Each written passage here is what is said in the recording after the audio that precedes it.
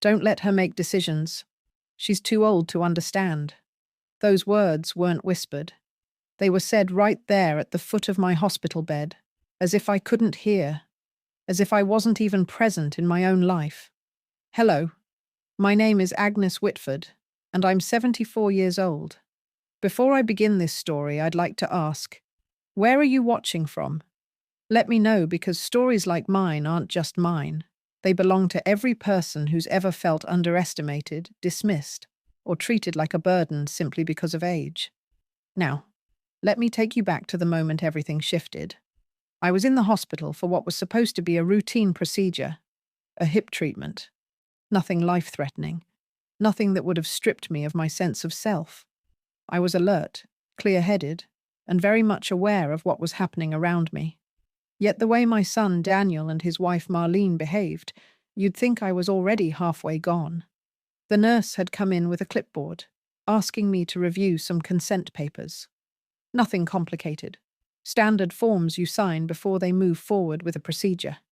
I had the pen in my hand when I heard Marlene's sharp whisper, meant only for the nurse, but echoing loud enough for me to catch.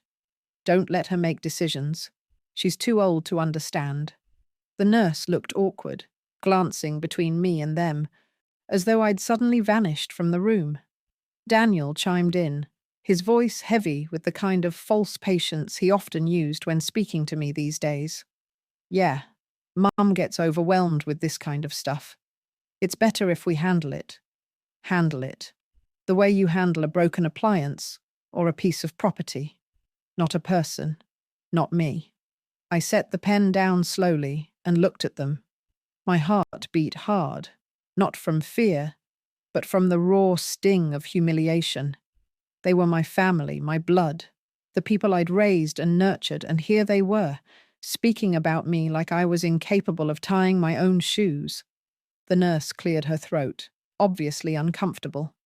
Mrs. Whitford, she said gently, do you feel comfortable signing these yourself? I straightened my back. My hands may have been wrinkled, my body slower than it used to be, but my mind was still sharp as ever. Of course I can, I replied, my voice steady, though I could feel the heat rising in my cheeks. I know exactly what I'm signing. Marlene gave a little laugh, tight and condescending. We're just trying to help, Agnes. It's not a big deal. But it was a big deal. It was more than a big deal. Because in that moment, I realized something. This wasn't just about hospital papers. This was about control. It was about them deciding I no longer had a voice. That night, lying in the stiff hospital bed, I replayed those words over and over in my head. Too old to understand. What an label for them to stick on me. It justified everything they wanted, my finances, my house, my decisions, neatly tied up under the excuse of helping Mum. But I wasn't ready to be managed. I wasn't ready to be erased. The truth is, Daniel and Marlene had been circling around this for months, maybe even years. They'd drop hints about how much work it was for me to keep up with the house. They'd offer to take over paying bills, so I wouldn't have to stress. They even suggested I move in with them, which on the surface might sound generous, but I knew better. They wanted access. Access to my bank accounts, my property, the little nest egg I'd spent a lifetime building. Still, hearing it out loud, spoken to a nurse as if I were nothing but a child to be managed, lit a fire inside me. I stared at the ceiling long after the hospital ward had gone quiet, and a thought settled in my mind like a stone. If I didn't do something now, they would take everything from me. It wasn't paranoia. It was clarity. I'd seen the way Daniel's eyes lingered when he looked at my home. I'd seen the way Marlene's lips curled when she mentioned simplifying things for me. No, I wasn't too old to understand. I was finally beginning to understand exactly who they were and what I needed to do to protect myself. That was the night I made a silent promise to myself. I would not let my children strip me of dignity, of voice, of control. I had carried them through sleepless nights, put food on their plates when I often went without, and fought for them to have the lives they now enjoyed. If they thought I was going to sit quietly and let them take mine away, they were about to learn how wrong they were. When I was discharged from the hospital a few days later, Daniel was the one who came to pick me up. He carried my bag to the car, opened the door, and put on the same smile he used to charm people at work. To a stranger, it might have looked like care. To me, it felt like calculation. The drive home was quiet at first. I stared out the window, watching the winter trees blur past. Then, casually, as though he were mentioning the weather, Daniel said, "Mum, it might be time we start thinking about some paperwork, just so everything is organized. You shouldn't have to worry about bills, taxes, or all that confusing stuff." I didn't answer right away. My fingers twisted in my lap. Finally, I said, "I've been paying my own bills for over 50 years. I think I can handle a few more." His jaw tightened, but he kept his voice calm. "It's not about handling it. It's about convenience. For you." The word convenience sat heavy in the car. I knew who it would really be convenient for, and it wasn't me. 2 days later, Marlene showed up at my house with a folder. She was dressed neatly, her hair perfectly styled, her perfume strong enough to sting my nose. She carried the folder like it was nothing more than recipes she wanted me to try. "Agnes," she began sweetly, setting the folder on my coffee table. "Daniel and I were talking, and we thought it might be best to simplify things for you. That way, you can relax and enjoy yourself. No stress, no worry." She slid the papers toward me. I didn't even have to read the header to know what they were. Durable power of attorney. I looked at her, trying to keep my expression neutral. "What exactly do these papers do?" "Oh, nothing complicated," she said, waving her hand like it was all routine. "It just lets Daniel handle your finances, property, medical choices, the boring details. You won't have to lift a finger." I raised an eyebrow. "So I won't have to lift a finger? Or have a voice?" Her smile faltered for the briefest second. Then it returned, too bright, too rehearsed. "You'd still have a say, of course. It's just smoother this way." I didn't reply. I opened the folder, not to read it. My eyes skimmed past the dense paragraphs, but to buy myself time. And as I pretended to scan the words, my mind went back to a dozen smaller incidents over the last few years. Like the time Daniel borrowed my car for a weekend and returned it with scratches, insisting I must have forgotten where I parked it. Or when Marlene asked to hold on to one of my credit cards for emergencies and somehow racked up charges at boutiques I'd never stepped foot in. Or when Daniel suggested selling my old piano, saying it took up too much space, though I knew Marlene had her eyes on the cash it would bring. Piece by piece, they'd been testing how far they could push me. And now, here it was, the final push. I closed the folder gently and set it back on the table. "I'll think about it," I said. Marlene leaned forward, lowering her voice like we were conspiring together. "Agnes, you don't need to think about it. Everyone does this eventually. It's safer, smarter. Don't let pride get in the way." Pride. That's what she thought this was about. Pride?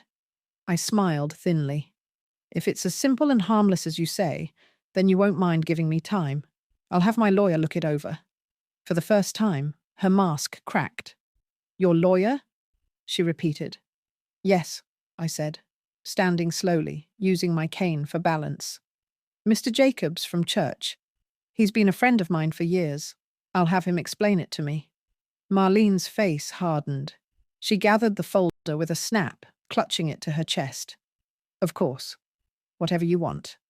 But her voice was tight, sharp around the edges. That night, I called Mr. Jacobs. His warm, steady voice was a balm after the day's tension. "Agnes," he said after I explained everything, "do not sign anything.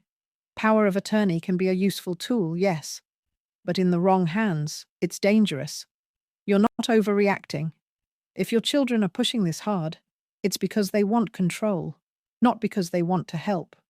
I sat there with the phone pressed against my ear, my heart thudding. It was one thing to suspect. It was another to have it confirmed. Then what do I do? I asked quietly.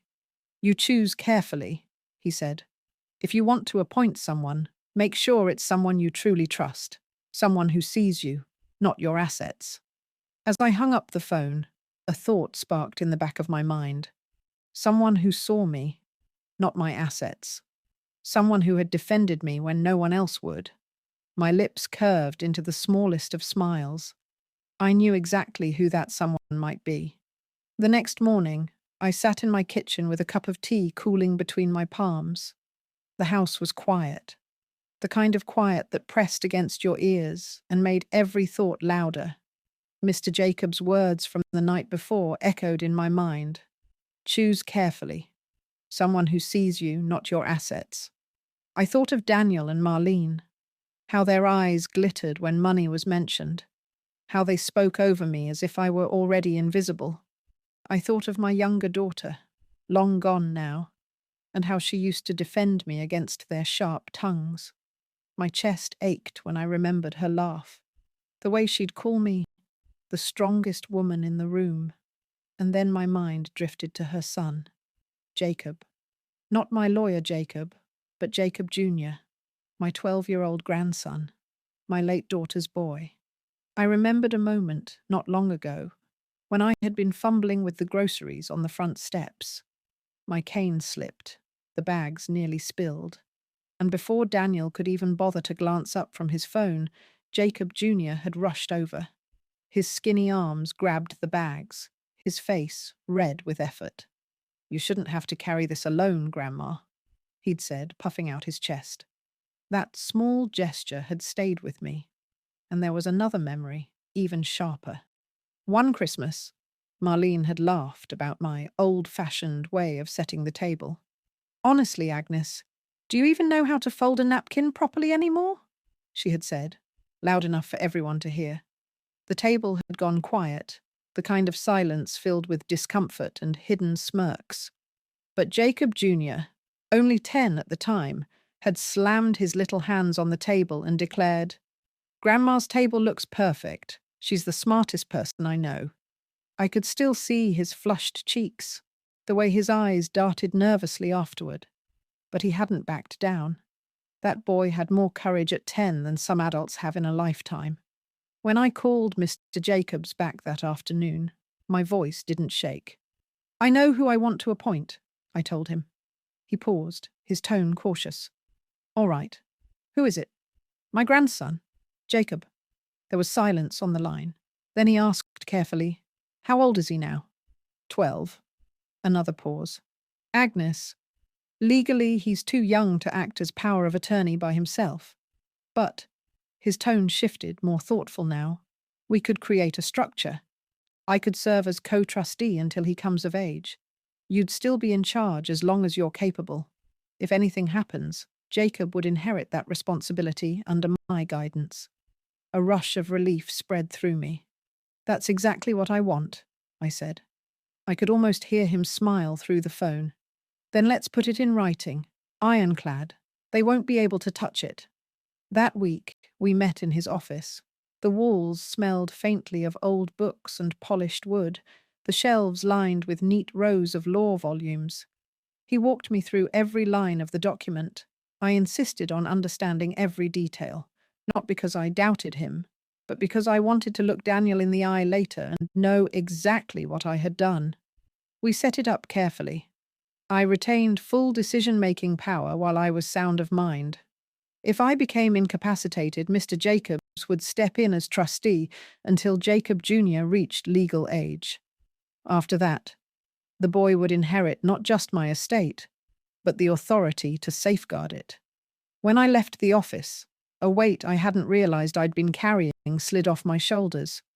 For the first time in months, maybe years, I felt like I had taken back control. That evening, Jacob Jr. came to visit with his father. While his dad chatted idly in the living room, Jacob sat with me in the kitchen, his feet swinging under the chair. Grandma, he said between bites of the cookie I'd given him, are you okay? Mum says you're, getting forgetful. I looked at him closely. His eyes were wide, open, honest, the kind of eyes you couldn't lie to. "Do I seem forgetful to you?" I asked softly. He shook his head vigorously. "No. You remember everything. You even know when I sneak cookies." I laughed, but inside, my throat tightened. That simple trust, that unshaken faith, it was more precious than any amount of money. I leaned closer, lowering my voice. "Someday, Jacob, I'll need you to help me with important things. Do you think you can do that?" His little chest puffed up again, just like the day with the groceries. "Of course I can." I placed my hand over his. Then it settled. He didn't know the full weight of what I meant. Not yet. But one day, he would. I went to bed that night, with a calm I hadn't felt in a long while. Daniel and Marlene thought they were clever, circling like vultures. They believed they would corner me, break me, and walk away with everything I had built. What they didn't know was that I had already placed my future into hands much smaller, but infinitely more trustworthy than theirs. And when they found out, I knew their carefully built tower of entitlement would come crashing down. It didn't take long for Daniel and Marlene to circle back. Their confidence had grown bolder since my hospital stay, as though they believed one brush with surgery had knocked the sense right out of me. A week later, Daniel called. His tone was light, rehearsed, the way it always was when he was preparing to get something out of me. "Mum," he said warmly, "Marlene and I want to have you over for dinner this Saturday. Just family. We can finally settle all this paperwork and move forward. No stress, no arguments. Just a smooth transition." A smooth transition. I almost laughed. They thought the transition was already theirs to control. "Of course," I said, my voice calm. "Saturday works." When I arrived, the dining table was set with Marlene's usual flair. White tablecloth, crystal glasses, candles flickering in polished silver holders. She loved creating the illusion of elegance, as though the table itself proved her importance. Daniel greeted me with a kiss on the cheek, his smile too wide, too sure. Marlene was already pouring wine, humming as if we were celebrating. "To smooth transitions," Daniel said, raising his glass once we were seated. "To family taking care of family." I clinked my glass gently against his. "Yes," I replied softly, "to family." Halfway through dinner, when the plates were cleared and the candles burned low, Daniel leaned back in his chair. He reached under the table, producing a familiar folder, the same one Marlene had brought to my house. "Mum," he said, sliding it across the polished wood toward me. "We've updated everything. All you need to do is sign, and from then on, you won't have to worry about a thing."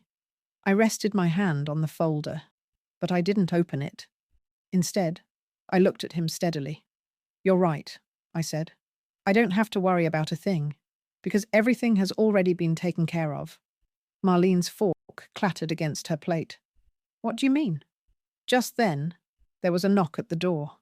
Daniel frowned, irritated at the interruption, and went to answer it. A moment later, he returned, stiff with surprise, as Mr. Jacobs stepped into the dining room carrying a leather briefcase. The atmosphere shifted instantly. Marlene's face tightened, her smile dropping like a mask ripped away. "Good evening," Mr. Jacobs said smoothly, nodding to me. "Shall we?" I gestured for him to sit. "Go ahead," I said calmly. He opened the briefcase, pulling out a thick stack of documents, neatly bound, stamped, official. He placed them in the center of the table, directly on top of Daniel's folder. "These," he said, tapping the papers with one finger, "are the finalized arrangements for Mrs. Whitford's power of attorney and estate planning." Daniel's eyes narrowed. "That's what we're here to do," he snapped. Mr. Jacobs shook his head. "No, Mr. Whitford, that's already been done." Marlene leaned forward, her knuckles white against the table. "Already done? With who?" Mr. Jacobs didn't flinch. "With me as co-trustee, and with her grandson Jacob Jr. as the named beneficiary and eventual holder of power of attorney." For a moment, the room was silent. You could hear the faint hum of the refrigerator in the kitchen, the ticking of the grandfather clock in the hall. Then, "You gave it to a child?" Marlene's voice cracked into a shriek. Daniel's face flushed red, his composure shattering. "Mom, this is insane. A 12-year-old. You can't be serious." I set my glass down gently, my hand steady. Better a child who respects me than adults who treat me like I'm already dead. Daniel slammed his palm against the table, rattling the glasses. "Do you even understand what you've done? You've ruined everything." I leaned forward, my eyes fixed on his. On the contrary, for the first time in years, I've ensured that what I built, what I sacrificed for, won't be squandered by greed. Marlene's lips curled. "We'll contest this. You can't just—" Mr. Jacobs cut her off, his tone crisp. "It's airtight. Mrs. Whitford retains full authority while she's capable. If incapacitated, I step in until Jacob Jr. comes of age. The courts won't overturn it. Not when it was signed willingly, in full capacity, with legal witnesses." The blood drained from Marlene's face. Daniel stared at the documents as though they were a bomb placed in the middle of his table. I sat back, my heart oddly calm, despite the storm raging around me. "I may be 74, I said quietly, "but don't mistake years for weakness. I know exactly what I've done, and I've done it because I refuse to let my voice be silenced before I'm gone." For once, Daniel had no clever retort. He simply sat there, jaw tight, fists clenched, as the reality sank in. That dinner had been meant as their victory lap. Instead, it became the moment they realized their mother was not a pawn to be moved off the board. I had played my move, and it was checkmate. The silence that followed that dinner was louder than any argument we'd ever had. Daniel didn't call the next morning. Neither did Marlene. For 2 whole days, my phone stayed quiet, and the absence of their voices was like a heavy storm cloud building in the distance. I knew it wasn't over. People like them never accepted defeat easily. On the 3rd evening, the storm broke. Daniel showed up at my house without calling. He didn't even knock, just barged in, his face red with fury. Marlene followed, clutching her purse like a weapon, her heels clicking sharply against my wooden floor. "Mum," Daniel said through gritted teeth, "what you did was reckless. You have no idea what you've set in motion." I stayed seated in my armchair, cane resting across my lap. "On the contrary," I replied calmly, "I know exactly what I've set in motion. I've protected myself." Marlene threw her purse onto the coffee table, the sound like a gunshot. "Protected yourself? You've embarrassed us. Do you realize how this looks? Our own mother giving power to a child instead of trusting her grown son." I tilted my head, studying her.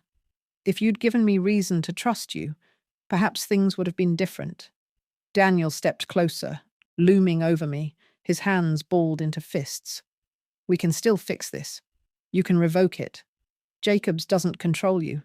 You can change your mind. Sign the papers, and we can put this mess behind us." My voice stayed steady. "No." That single word cut through the air, sharp and immovable. Daniel's face twisted, his composure unraveling. "Do you even realize how much harder you're making life for everyone? We're trying to help you. You're the one being stubborn." "Help?" I repeated, my tone low. "Help is bringing soup when someone's sick. Help is fixing a leaky roof or calling to check if I need groceries. Help is not stripping someone of their voice while they're still alive." Marlene's cheeks flushed with anger. "Fine. If you won't listen to reason, then don't expect us to be around when things fall apart. Don't expect us to take care of you." I let a small, bitter smile tug at my lips. "You've made it clear you were never here to take care of me. You were here to take care of my assets." They stormed out that night, slamming the door hard enough to rattle the picture frames on the wall. But the storm didn't end at my doorstep. Within days, whispers began circulating through our small town. A friend from church called me, her voice full of curiosity. "Agnes, Is it true you made your grandson your trustee instead of Daniel? By the end of the week, the whispers had become gossip, and the gossip had become sharp-edged stories. At the bakery, I overheard two women talking. Imagine that. Her own son trying to push her into signing everything over. Shameless. Doesn't surprise me. I've seen the way Marlene looks at that house of hers, like it's already hers. The story spread faster than I could have imagined. And the funny thing was, I didn't spread it myself. The witnesses at that dinner, the neighbors Daniel had proudly invited as family friends to see his supposed victory, had done it for me. They'd seen his arrogance crumble, Marlene's shrieks of outrage, and my quiet defiance. People loved a story with a twist, and mine was being told in living rooms and coffee shops all over town. Daniel hated it. He called me once, his voice cold. "You've humiliated us. Do you enjoy making your own children into a laughingstock?" "I never asked you to humiliate yourself," I said softly. "That was your choice." Click. He hung up. But not everyone was angry. One evening, Jacob Jr. came to visit, his backpack still slung over his shoulder from school. He sat on the floor beside my chair, his eyes wide with pride. "Grandma," he whispered, "Dad and Mum are really mad at you. But I think what you did was amazing." I stroked his hair gently. "Do you know what it means, Jacob? What I asked of you?" He nodded fiercely. "It means you trust me, and I won't let you down."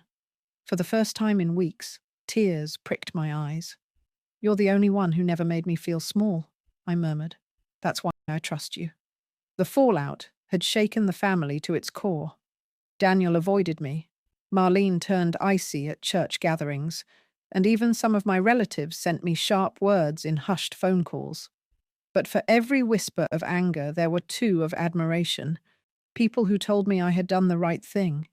People who said, "I wish I'd been as brave with my own children." The more I heard, the more I realized something. For years, I had been afraid of losing my family's approval. Now that I had lost it, I felt lighter than I ever had. Daniel and Marlene had tried to intimidate me, but instead, they had exposed themselves to everyone else. And as for me, I had nothing left to hide. It was a grey Sunday afternoon when they came. I'd just finished watering the plants in the front window when I saw Daniel's car pull into the driveway. Not just Daniel.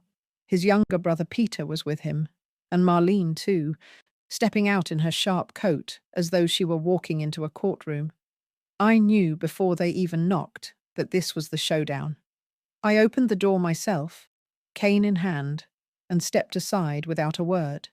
They filed in stiffly, their faces drawn tight with determination. Daniel wasted no time. "We need to talk, Mum." I nodded and motioned toward the living room.